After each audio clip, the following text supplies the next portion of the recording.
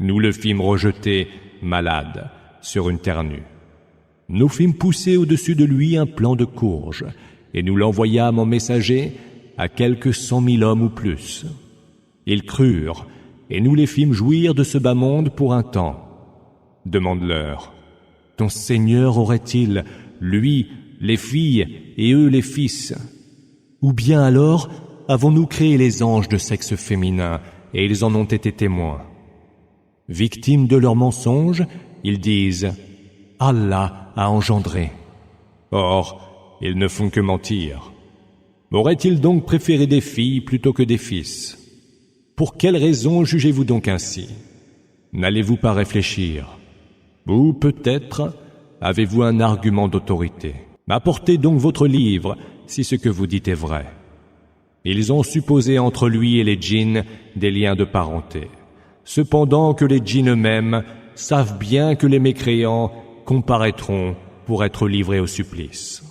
Gloire soit rendue à Allah. Il est bien au-dessus de tout ce qu'ils peuvent décrire, excepté les élus parmi les serviteurs d'Allah. Vous et ce que vous adorez ne sauriez être les tentateurs de personne, hormis celui qui brûlera dans la fournaise. Il n'est pas un parmi vous, disent les anges, qui n'ait une place bien connue. Nous sommes certes ceux qui se tiennent harmonieusement alignés, et nous sommes certes ceux qui rendent gloire à Allah. Les mécréants disaient auparavant, si seulement nous avions eu un rappel de la part des premiers peuples, nous aurions alors été les élus parmi les serviteurs d'Allah.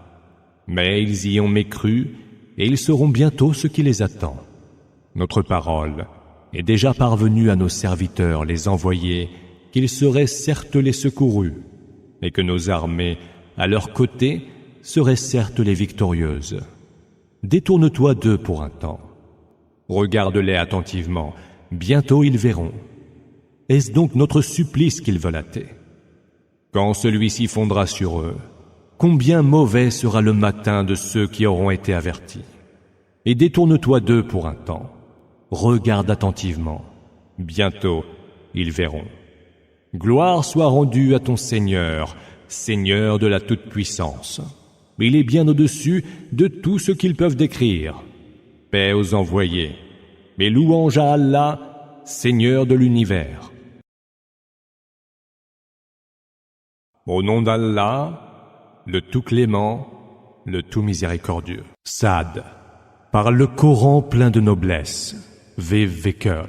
Pourtant, ceux qui ont mécru sont plongés dans l'orgueil et la dissidence. Que de générations n'avons-nous pas fait périr avant eux, qui appelèrent au secours quand il était trop tard pour échapper au châtiment. Ils s'étonnèrent que l'un des leurs vint les avertir, et les mécréants dirent « C'est un magicien, un menteur. Fera-t-il des divinités un Dieu unique? C'est vraiment chose étrange. » Leur assemblée des notables s'en furent en disant « Allez donc et persévérez dans l'adoration de vos divinités, car vous détourner d'elles, c'est ce qui est voulu. Nous n'avons pas entendu pareille chose dans la dernière religion. Ce n'est réellement qu'une pure invention. Ce n'est donc que sur lui, d'entre nous tous, que le rappel serait descendu en révélation. Ils sont plutôt dans le doute au sujet de mon rappel, car ils n'ont pas encore goûté mon supplice. Ou alors, disposent-ils des trésors de la grâce de ton Seigneur, le Tout-Puissant, le donateur absolu? Ou encore, détiennent-ils la royauté des cieux, de la terre et de ce qu'il y a entre eux? Qu'ils suivent donc les voies leur permettant d'y monter. Ce ne sont qu'une armée de coalisés qui seront défaits. Avant eux, avaient déjà crié au mensonge les peuples de Noé, des Had et de Pharaon, qui avaient inventé le supplice des épieux, mais aussi les Thamoud, le peuple de Lot et les gens d'Al-Haïka. Ce sont là les coalisés. Tous n'avaient fait que traiter les messagers de menteurs, et tous avaient mérité mon châtiment. Ceux-là n'attendront qu'un seul cri, qui ne sera point repris. Seigneur, disent-ils, hâte pour nous notre part du châtiment avant le jour des comptes. Supporte patiemment ce qu'ils disent, évoque notre serviteur David, qui était doté de la force de la foi et aimait tant à se repentir. Nous lui avons soumis les montagnes, qui avec lui rendaient gloire à Allah au soir et au point du jour. Ainsi en fut-il des oiseaux qui se rassemblaient par volées et lui obéissaient. Nous avons affermi son pouvoir et lui avons donné sagesse et perspicacité. T'est-il donc parvenu l'histoire des plaideurs qui avaient escaladé le mur du sanctuaire lorsqu'ils entrèrent soudain auprès de David, qui en fut effrayé? Ils dirent: ne crains rien, nous sommes deux plaideurs, l'un de nous a commis une injustice envers l'autre. Alors, juge entre nous équitablement, ne sois pas partial, et conduis-nous vers la voie droite.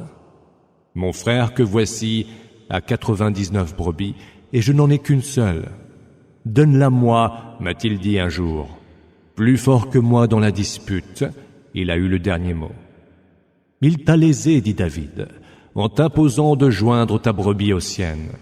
Beaucoup d'associés agissent frauduleusement les uns envers les autres, hormis ceux qui ont cru et ont accompli les bonnes œuvres. Or, ils sont peu. David comprit que nous le mettions à l'épreuve. Il implora donc le pardon de son Seigneur et se jeta à terre, prosterné et repentant. Nous le lui avons pardonné. Il aura auprès de nous une place rapprochée et un heureux retour. Ô David, nous avons fait de toi un héritier sur terre. Juge donc entre les hommes par la vérité. Ne suis pas les passions qui risquent de te fourvoyer loin du chemin d'Allah, car ceux qui se fourvoient loin du chemin d'Allah auront un terrible supplice pour avoir oublié le jour des comptes. Nous n'avons pas créé le ciel, la terre et ce qu'il y a entre eux en pure perte. C'est cependant ce que pensent les mécréants. Malheur à ceux qui ont mécru, car ils seront livrés au feu. Traiterons-nous ceux qui ont cru et ont accompli les bonnes œuvres, tout comme les corrupteurs sur terre? Traiterons-nous les gens pieux, tout comme les dépravés? Voici un livre béni que nous avons fait descendre en révélation vers toi pour qu'il médite ces versets et pour que les esprits sagaces y réfléchissent. À David, nous avons donné Salomon, qui fut un excellent serviteur et aimait tant à se repentir. Évoque lorsque, au soir tombant, lui furent présentés d'élégants destriers. Il dit: j'ai aimé les biens de ce monde plutôt que l'évocation de mon Seigneur, jusqu'à ce que le soleil disparaisse derrière un voile, sans je n'ai accompli la prière. Qu'on me ramène ces chevaux. Mais il se mit à les frapper de taille, leur coupant les jarrets et les coups. Nous avons aussi éprouvé Salomon en mettant sur son trône un corps. Mais il est ensuite revenu vers nous, repentant. « Seigneur, dit-il, pardonne-moi, et donne-moi un royaume qui sera, après moi, à nul autre pareil. C'est toi le suprême donateur. » Nous lui avons soumis le vent, qui, sur son ordre, soufflait légèrement là où il souhaitait. Et les démons, parmi les bâtisseurs, et les plongeurs, et d'autres enchaînés dans les carcans. Voilà nos dons ô Salomon. Dispense-les ou garde-les sans devoir en rendre compte. Il aura certes, auprès de nous, une place rapprochée et un heureux retour. Évoque aussi notre serviteur Job, lorsqu'il invoqua ainsi son Seigneur. Satan m'inflige peine et souffrance. Frappe le sol de ton pied, lui fut-il dit. Voici une source d'eau fraîche, où tu pourras te laver et boire. Nous lui avons rendu sa famille et en avons doublé le nombre. Miséricorde de notre part et leçon pour les esprits sagaces. Prends donc, ô Job, un faisceau de brindilles, frappe-en ta femme et ne te parjure point. Nous l'avons trouvé patient à la peine. Et quel excellent serviteur! Il aimait tant à se repentir. Évoque aussi nos serviteurs Abraham, Isaac et Jacob, hommes dotés de la force de la foi et hommes clairvoyants. Nous les avions dotés d'une qualité particulière, celle de toujours évoquer la demeure ultime. Ils sont auprès de nous parmi les élus les meilleurs. Évoque aussi Ismaël, Élisée et Zulkifl. Tous étaient du nombre des meilleurs de nos serviteurs. Voilà qui est un rappel. Ce sont les gens pieux qui auront le plus heureux retour. des jardins d'Éden, dont les portes seront devant eux grandes ouvertes. Accoudés, ils y demanderont des fruits et des boissons de toutes sortes. Ils auront à leur côté des femmes au regard chaste et d'égale jeunesse. C'est bien cela qui vous est promis pour le jour des comptes. Ce sont là nos bienfaits et ils sont inépuisables. C'est ainsi qu'il en sera alors qu'aux rebelles sera réservé le pire des retours, la géhenne, où ils seront brûlés, et quelle affreuse couche. C'est ainsi qu'il en sera, qu'ils y goûtent donc eau bouillante et purulence, et d'autres supplices similaires. Voici un autre contingent qui vous rejoint en enfer. Se diront ceux qui y seront les premiers, puis ils ajouteront « Ils n'y sont pas les bienvenus, car ils vont brûler dans le feu. » C'est plutôt vous qui n'êtes pas les bienvenus, diront les nouveaux venus en enfer, car c'est vous qui avez été à l'origine de ce supplice. Horrible séjour que celui-là. Mais ils diront encore, Seigneur, fais donc que celui qui a été à l'origine de ce châtiment reçoive le double supplice par le feu. Et pourquoi, diront-ils, ne voyons-nous pas des hommes que nous tenions pour mauvais? Nous étions-nous donc trompés en les raillant, ou sont-ils là qui se dérobent à nos regards? Voilà, en vérité, comment se querelleront les hôtes de l'enfer. Dis, je ne suis là que pour avertir. Il n'y a point d'autre divinité qu'Allah, l'un, le haut dominateur. Le Seigneur des cieux, de la terre et de ce qu'il y a entre eux, le Tout-Puissant, le Très Absoluteur. Dis, ceci est une très grande nouvelle, dont vous vous détournez. Je n'avais aucune science de l'Assemblée supérieure quand ils se disputaient au sujet d'Adam. Il ne m'a été révélé que d'avertir en toute clarté. Évoque ton Seigneur lorsqu'il dit aux anges « Je vais créer un homme à partir de l'argile. Une fois que je l'aurai façonné et lui aurai insufflé de mon esprit, tombez devant lui prosternés. » Les anges se prosternèrent alors tous ensemble, hormis Iblis, qui se montra orgueilleux et fut du nombre des mécréants. « Oh Iblis, lui dit Allah, qu'est-ce qui t'empêche de te prosterner devant ce que j'ai créé de mes mains? Serais-tu à ce point orgueilleux, ou te croirais-tu supérieur? Je suis bien meilleur que lui, répondit Iblis. Tu m'as créé de feu et tu l'as créé d'argile. Sors donc d'ici, lui ordonna Allah, tu es lapidé, et que ma malédiction soit sur toi jusqu'au jour de la rétribution. Seigneur, répliqua Iblis, donne-moi donc un répit jusqu'au jour où les hommes seront ressuscités. Tu es de ceux, dit le Seigneur, auquel répit est accordé, jusqu'au jour du moment connu. Par ta toute puissance, dit alors Iblis, je les dévoirai tous, excepté les élus parmi tes serviteurs. Allah dit, voici la vérité. Et la vérité je déclare, je remplirai assurément la géhenne de toi et de tous ceux qui parmi eux t'auront suivi. Dis, je ne vous réclame point pour cela de récompense, et je ne suis nullement un usurpateur. Cela n'est qu'un rappel adressé à tout l'univers, et vous saurez sous peu la véracité de ce qu'il vous annonce. Au nom d'Allah, le tout clément, le tout miséricordieux. La révélation du livre émane d'Allah, le tout-puissant, le sage. Nous avons fait descendre vers toi en révélation le livre, en toute vérité. Adore donc Allah et sois sincère dans le culte que tu lui voues. C'est à Allah qu'est voué le culte sincère, cependant que ceux qui prennent d'autres protecteurs en dehors de lui prétendent « Nous ne les adorons que pour qu'ils nous rapprochent plus encore d'Allah. » Or, Allah jugera leurs différends. Allah ne guide point quiconque est menteur et outrageusement ingrat. Si Allah avait voulu se donner un enfant, il aurait choisi qui il veut parmi ses créatures. Gloire lui soit rendue. C'est lui, Allah, l'un, le haut dominateur. Il a créé les cieux et la terre par la vérité. Il fait s'enrouler la nuit sur le jour, et il fait s'enrouler le jour sur la nuit. Et il a soumis le soleil et la lune, qui poursuivent respectivement leur course vers un terme déjà nommé. C'est bien lui le Tout-Puissant, le Très Absoluteur. Il vous a créé d'un seul être, puis a tiré de celui-ci sa propre compagne. Il a fait descendre pour vous 8 catégories de bestiaux en couple. Il vous crée dans les ventres de vos mères, en vous faisant passer de création en création dans 3 sortes de ténèbres. Tel est Allah, votre Seigneur, à qui appartient la royauté. Il n'y a point d'autre divinité que lui. Comment pouvez-vous donc vous détourner de lui?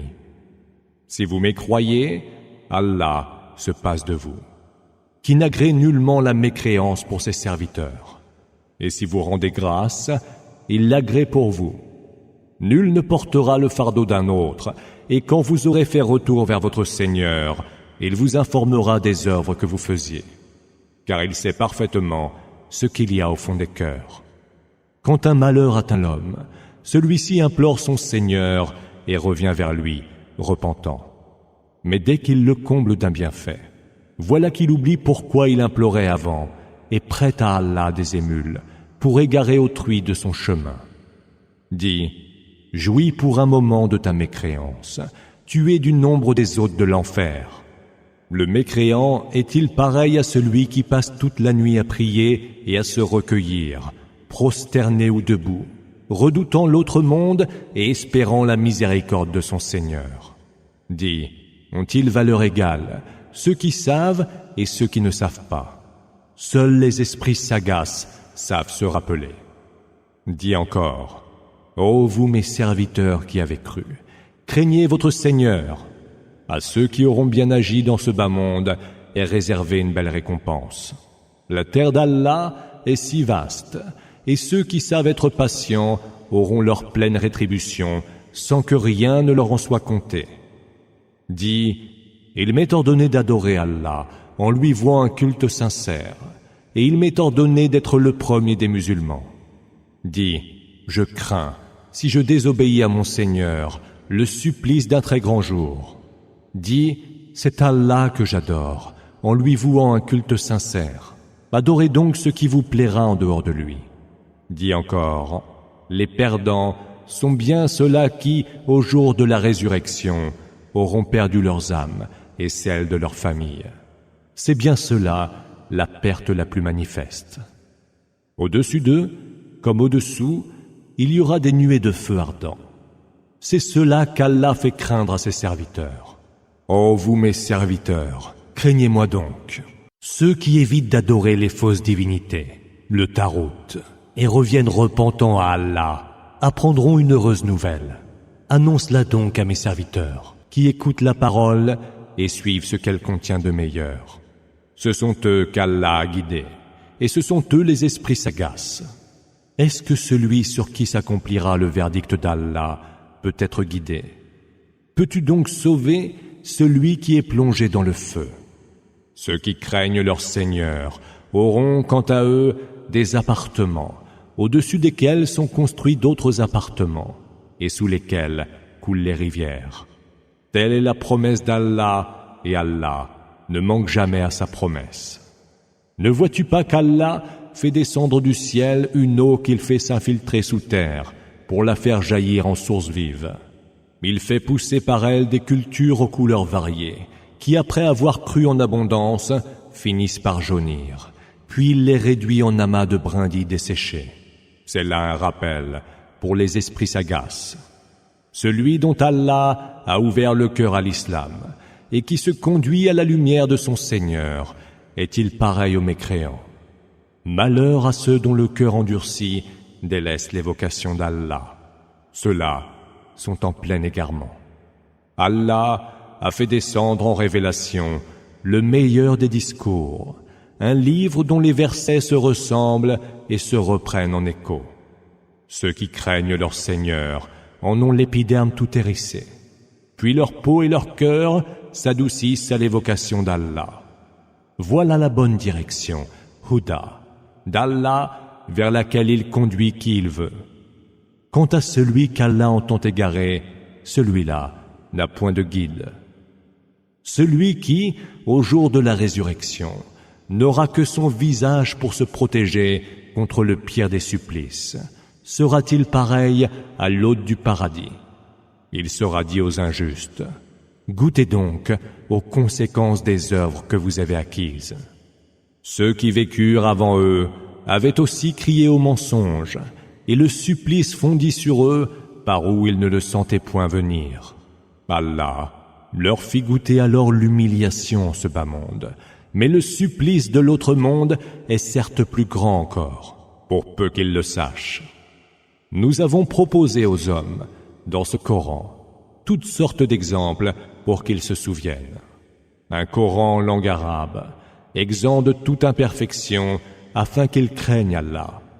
Allah cite en exemple tel homme dépendant de plusieurs associés qui se le disputent en permanence, et tel autre qui ne dépend que d'un seul maître. Les deux hommes sont-ils comparables? Louange à Allah. Or, la plupart d'entre eux ne le savent pas. Certes, tu mourras, et ils mourront de même. Puis au jour de la résurrection, auprès de votre Seigneur, vous vous disputerez.